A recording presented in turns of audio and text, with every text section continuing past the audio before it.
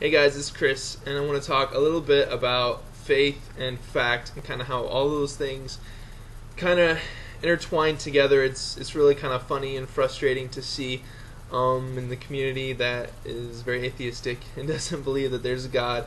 They think that they just create this entire belief of theirs, and they won't even call it a belief, they'll call it fact, based upon their logic and reasoning and things like this.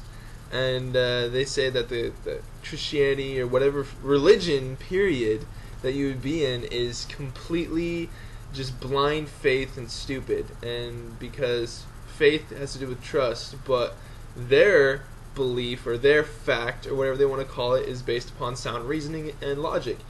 I want to kind of dive into that a little bit just on what that entails. And so just to begin, if you speak to somebody generally about whether this exists or that exists, they're going to need you to prove it, and their idea of proof is that you have to either present something to them that they can see, touch, taste, hear, or feel, or you have to logically prove something with accepted foundation for what would construct a good logic chain, right?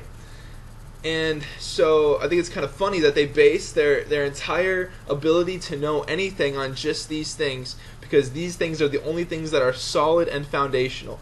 And what's also ironic and funny is that when a Christian tries to explain to an atheist about experiences that they might have had with God or something like that, the atheist will claim, no, you were hallucinating, no, you were delusional, no, your brain played a trick and showed you something you wanted to see.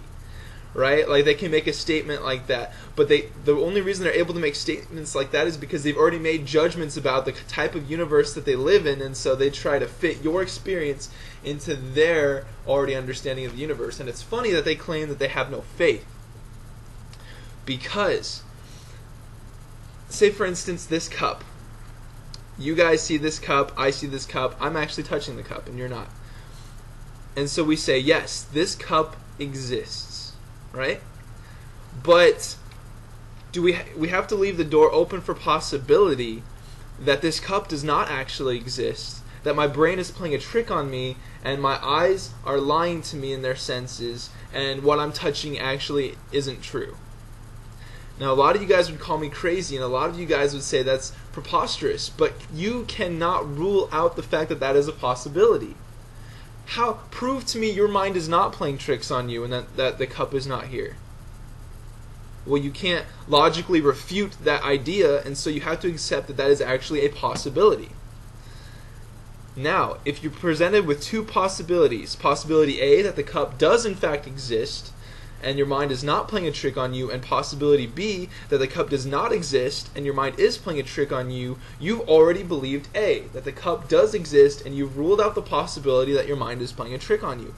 Why? Because of things you've already decided and believed about the universe. So, the fact that you believe that this cup really is here, you do so with faith. Just like the Bible says that faith is a certainty of things unseen, you have certainty in what you have faith in. Just like every single time you sit down in a chair, there's a possibility that it could totally break underneath you, but you don't even think about that.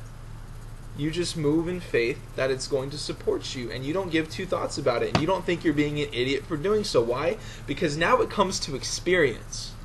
And experience goes into the things that we can touch, see, taste, hear, and feel, and it's this thing that I see that it's red, for instance, every single time I move to touch it, some things happen in my senses. So based upon this continual experience, I have determined that this cup is real. But the more I do it, the more certain I can become. Right? And so now we get into the idea of faith and God.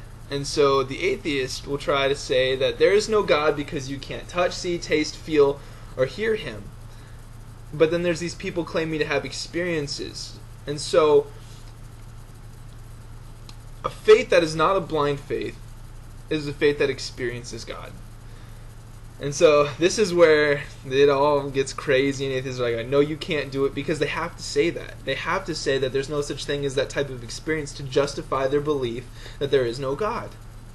Because if something could be experienced, obviously it exists. And so, myself being a person of faith over so many years, every single time when I just raise my hands and I focus on God and I think of God and God's done crazy things in my life and all these things, then my faith is based upon experience. My faith is based upon things that have happened that I've solidified into knowing what is true based upon that, just as much as we know that this cup is true. Right?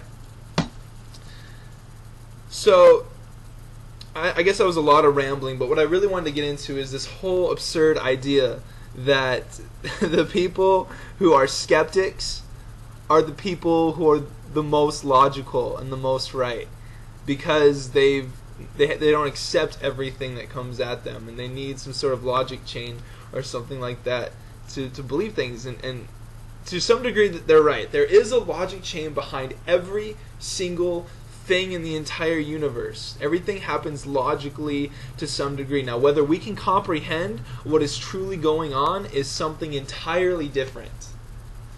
But there is a logic chain behind everything, and everything makes sense. Not everything is going to make sense to us. The concept of infinity is not something that we can grasp. The concept of beauty is not something that truly makes sense. The concept of purpose is ridiculous in comparison to the way everything just moves so randomly and flawlessly. There's things that are not going to make sense to our minds. Yes, a long rant, but I just kind of have been thinking about these things recently, and I just wanted to share them. So if you want to comment something, go right ahead. I'm not your enemy. If you disagree wholeheartedly with what I said, we're not enemies. So come on, try to keep it cool. And yeah, I guess that's all I have to say. So feel free to post comments or anything, and hopefully we'll get to talk about more things like this in the future.